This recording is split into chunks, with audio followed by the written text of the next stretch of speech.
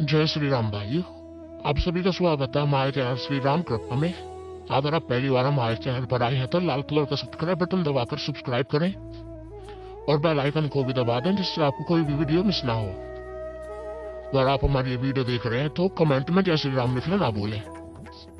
इसी वीडियो का पार्ट 1 मैंने डाला था और ये पार्ट 2 है क्योंकि लंबी हो जा रही थी वीडियो और समझाने के लिए बहुत सारी चीज थी, तो इस वजह से मैंने पार्ट 2 को बनाना पड़ा जिससे कि आपको ये सारी चीजें क्लियर हो जाए। अगर आपने पार्ट 1 नहीं देखा पहले आप उसे सुन लीजिए ताकि आपको अच्छी तरीके ये जानकारी समझ में आए।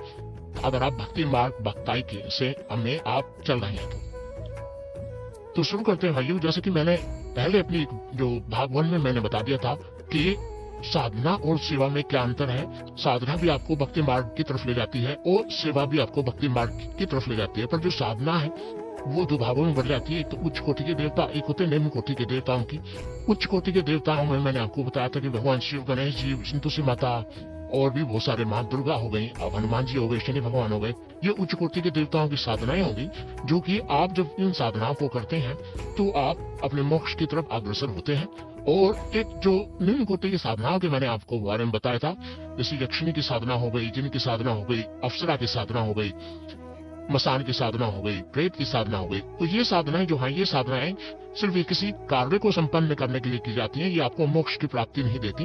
ये साधनाएं आपको आपके मंतव्य को पूरे करने के बाद आपको, मतलब अगर इन साधनाओं को आप कर रहे हैं तो आपको जब कार्य पूरा हो जाता है तो आप इन साधनाओं के जो देव हैं, इन साधनाओं की जो शक्तियां हैं उनको प्रवाहित कर सकते हैं ताकि वो आपको फ्यूचर में दिक्कत ना दे, या फिर किसी बड़ी शक्ति के द्वारा इनको कंट्रोल किया जा सकता है। तो ये चीजें मैंने आपको बताई है।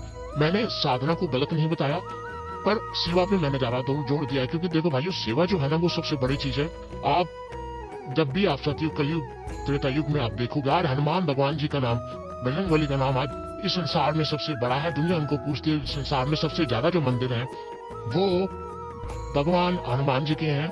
तो हनुमान जी का इतने सारे मंदिर तो सिर्फ इसलिए क्योंकि हनुमान जी ने कोई साधना नहीं करी थी।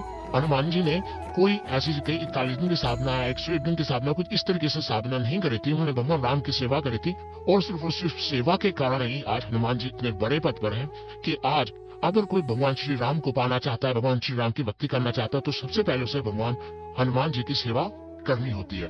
तो ये जो है सेवा जो है ये बहुत बड़ी चीज है। अगर आप समझ जाते हैं कि सेवा जो है, साधनाएं तो आज के युग में कहते हैं किसी के पास समय नहीं है तो जल्दी जल्दी कार्य करने के लिए लोगों ने शुरू कर दिया कि साधनाएं। पर एक ऐसा समय होता है कि जब आप साधना का मतलब क्या होता है मैं आपको बताऊंगा। साधना होता है, मान लीजिए आपने किसी एक देव की सेवा करी, माता रानी की, माता दुर्गा की आप सेवा करना चाह रहे हैं, तो साधना समय में आपको साधना अगर माता दुर्गा की ही करनी होगी।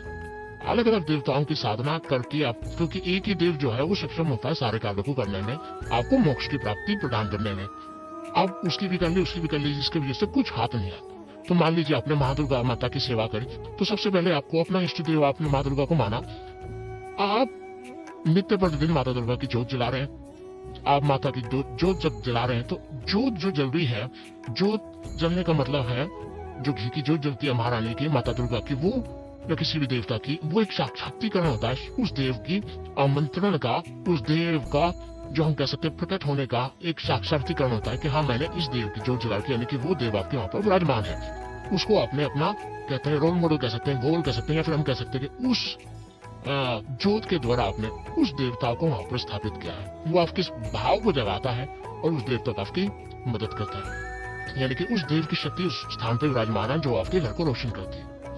उसके बाद आप फिर आप माँ दुर्गा की धीरे धीरे मान लीजिए आपने माँ दुर्गा की 40 का पाठ शुरू कर दिया, माँ दुर्गा के सप्तऋषि का पाठ आपने शुरू कर दिया, तो ये धीरे धीरे आप आगे बढ़ रहे हैं। तो ये होती है साधना है। फिर आपने किसी एक मंत्र आपने ले लिया, उस मंत्र का आपने जाप शुरू कर दिया। माँ दुर्गा की जोत, माँ दुर्गा की जल रही है, चाहे फूल अर्पण कर रहे हैं, चाहे आप चंदन माता को भेंट कर रहे हैं, लगा रहे हैं, तो देव एक ही है, देवी एक ही है। उसके बाद में आपने आसन लेके आपने मंत्रों का जाप शुरू कर दिया। उसके बाद में आपने भोग प्रसाद देके मतलब अखंड जोत जलाने शुरू कर। तो ये क्या होता है, ये साधना की तरफ अग्रसर होने का एक तरीका होता है, प्रक्रम होता है। इस तरीके से ही आप मोक्ष की प्राप्ति के लिए किसी एक देव की सेवा में साधनाएं करते करते आगे बढ़ते हो। पर होता क्या है हमारे में, होता यह है भाइयों कि मैंने कोई चैनल देखा, मैंने कोई किताब पढ़ी, या मैं कुछ भी हो, या किसी का इंटरेस्ट होता है, वो कोई जोत नहीं करता, पूजा पाठ नहीं करता, सीधा सिर्फ एक चीज होता है कि हाँ मेरा ये कार्य है, मुझे ये शक्ति प्राप्त करनी है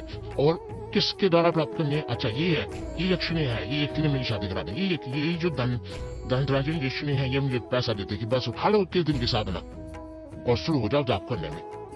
यानी कि ना तो आपके आगे कोई बैकअप है पूजा पाठ किसी देव का, ना कोई आपके पीछे रहेगा, क्योंकि आपने 21 दिन चुना है, एक दिन पहले जो 21 दिन है, 3 दिन के बाद जो कुछ नहीं करने वाले उससे पहले भी, तो ये खतरनाक हो सकता है। मैंने आपको जो बताया मेरी बातों को समझिए, किसी एक देव की सेवा करनी होती है, फिर साधनाएं उसी देव की आगे बढ़ती रहती है, तब आपको जो एक ही चीज रमती है ना, एक ही चीज रमती है, तब आपको प्रभु की प्राप्ति होती है, मोक्ष की प्राप्ति होती है, तब उसकी शक्ति की प्राप्ति होती है। 10 चीजों से नहीं होती। तो मैं बात तुम्हें जो मुझे बताना था आपको, वो बताना था कि सेवाएं क्या क्या हो सकती हैं, और सेवा जो है सबसे बड़ी है, मैंने आपको जैसे बताया कि जितने भी महान लोग हैं उन्होंने सेवा के द्वारा ही आज बहुत बड़े स्थान को प्राप्त किया। मैंने हनुमान जी का आपको एक उदाहरण दिया। इसी उदाहरण की श्रेणी में याद आते मुझे गुरु गोरखनाथ की एक शिष्य थी माता बाचल, गुरु गोरखनाथ की शिष्य माता बाचल जो गोवध हरवे की माता थी, उन्होंने भी सेवा ही की थी, उन्होंने कोई साधना नहीं करी थी। देखो जब आप सेवा करते ना, तो वो सेवा ही आपकी साधना के रूप में प्रकट होकर उस देव को आपकी तरफ आकर्षित करती है। तो होता क्या है, माता बाचल ने गुरु गोरखनाथ की 12 साल सेवा करी थी, चाहे उनको भोजन कराते थे, साफ सफाई वहां पे करते थे, उनके नाम की जोत जलाते थे, और उनको गोवध हरवी जैसे एक महान तेजस्वी पराक्रमी पुत्र की प्राप्ति हुई सिर्फ सेवा से। तो ये गुरु गोरखनाथ के 1400 चेले थे, उन्होंने भी क्या गुरु गोरखनाथ की सेवा ही करी थी। आज गुरु गोरखनाथ के नाम के साथ आज उनको पूजा जाता है। तो कहीं ना कहीं बहुत सारे एग्जाम्पल ऐसे हैं, ऐसे उदाहरण जो आपको देखने को मिलेंगे। मैं आपको सेवाएं बता रहा हूँ, सेवाएं क्या क्या हो सकती हैं जिसमें कोई खतरा नहीं, कोई दिक्कत नहीं। सबसे पहले मैंने आपको बताया कि आप इष्ट को स्नान करा सकते हैं। भगवान शिव को जैसे दूध से गंगा जल से स्नान कराते हैं, शनि भगवान को आप सरसों के तेल से करा सकते हैं, भैरव बाबा को कराते हैं स्नान, गणेश जी को, हनुमान जी को, या अपने पितर को जो आपके घर के पितर होते, तो अपने घर के वो पितर या फिर जी देव हैं, इनको आप स्नान के द्वारा सेवा कर सकते हैं। दूसरी जो सेवा है वह जोत जलाने की, प्रतिदिन जोत जलाइए, किसी एक जो आपके इष्ट देव है उनकी प्रतिदिन जोत जलाइए, इसके द्वारा भी शक्तियां आपकी तरफ आकर्षित होती हैं। उस देव की माता पिता की सेवा सबसे बड़ी सेवा है। माता पिता के घर में माता भूखी और बाहर लंगर लगा, तो इससे कोई फायदा नहीं है। बहुत सारे हमारे भाई ऐसे होंगे जो माता पिता का आदर ना करते होंगे, चिल्लाते होंगे माता पर। माता पिता सबसे पहले हैं, ये बात पहले भी थी, किसी हर युग में ये बात रहेगी और यही सेवा रहेगी। तो माता पिता की सेवा आप कीजिए तो देव अपने आप आकर्षित होता है, क्योंकि बाहर की शक्ति होती है, जो आपका इष्ट देव होता है ना, वो बाहर की शक्ति होती है, वो भी देखता है कि तू अपनों का तो कर ही नहीं रहा, तो मेरा क्या करेगा। उसके बाद में व्रत करना होता है, आप व्रत करके भी ये सेवा कर सकते हैं। इष्ट की जो पसंदीदा वस्तुएं उनको अर्पण कीजिए, जैसे शनिदेव को काले तिल अर्पण करने होते हैं, लोहा अर्पण करना होता है, बहुत सारी चीजें जो भगवान शिव को बेलपत्र अर्पण करने होते हैं, गणेश जी को मोदक है, हनुमान जी को लाल सिंदूर है। इस तरीके से इष्ट के स्थान पे जाना, यानी कि जो आपका इष्ट है उसका जो मेन स्थान है, जो जागृत स्थान कहते हैं आप लोग, उनका मेन स्थान है, तो वहां पे आप जाइए, उससे भी आपको शक्ति प्राप्त होती है। इष्ट या कुल देव के विशेष दिन, यानी जो उनका भी कोई विशेष दिन होता है, उस दिन कोई सेवा, उनकी पूजा अर्चना अच्छी तरीके से उनकी पूजा अर्चना कर रहे हैं, उनको भोग प्रदान कर रहे हैं, मालाओं के साथ पूर्ण तिलक करके, तो इसके द्वारा भी आपको सेवा से प्राप्त होती है भक्ति शक्ति। नित्य जो जलाकर मंत्र जाप कर रहे हैं आप, कोई एक मंत्र लीजिए और उसको जलाकर सुबह दिन में अगर आप जाप करें, सुबह आप जाप करें, ना तो खतरा ना कोई दिक्कत।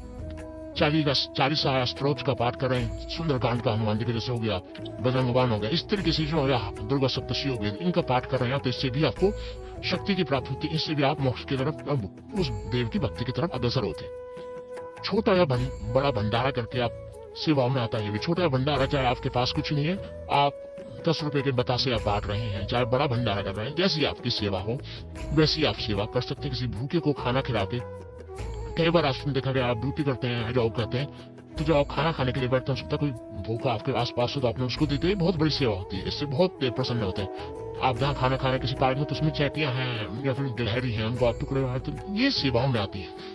गाय को आप लोही दे रहे हैं, गाय को खाना दे रहे हैं, तो ये सेवाओं में आता है। कावड़ लाना भी एक सेवा है भगवान शिव की, कि कावड़ लाना भी एक बहुत बड़ी सेवा है। उसके बाद मंत्र जप करना, सुबह मैंने आपको जैसे मंत्र जप के लिए बता दिया कि आप मंत्र जप कर रहे हैं, ये थोड़ा जल्दी बता रहा हूँ, समय की थोड़ा सा छोटे हैं, तो ये चीजें मैंने जो आपको बताई है, मुझे आशा है कि ये चीजें आपको समझ में आई होंगी और मुझे आशा है कि आप सेवा भाव अपने अंदर विकसित करोगे, जिसके कारण आपकी भक्ति जो हो उच्च कोटि की हो, आपसे जो देव है वो आपकी तरफ आकर्षित हो। ऐसा नहीं है कि इन बहुत सारे ऐसे लोगों को मैंने वक्त बताया कि इन्हीं सेवाओं को करके उनकी माता काली की सवारी आती है, मुंडाम की सवारी आ जाती है, भैरव बाबा की सवारी भी आ जाती है, माता काली और माता वैष्णो माता दुर्गा की सवारी आ जाती है। तो सेवाएं इनसे भी होता है काम, पर आप करो तो सही, और इनको आप लंबे समय तक कर सकते हो पूरी जिंदगी भर। और सेवा जो होती है किसी भी देव की शक्ति प्राप्त करने के लिए, मैंने जैसे साधना के बारे में बताया कि एक समय के बाद वो बंद की जाती है, पर सेवा कभी बंद नहीं होती, वो जिंदगी भर चलती है। चाहे हर सोमवार भगवान शंकर को लगाइए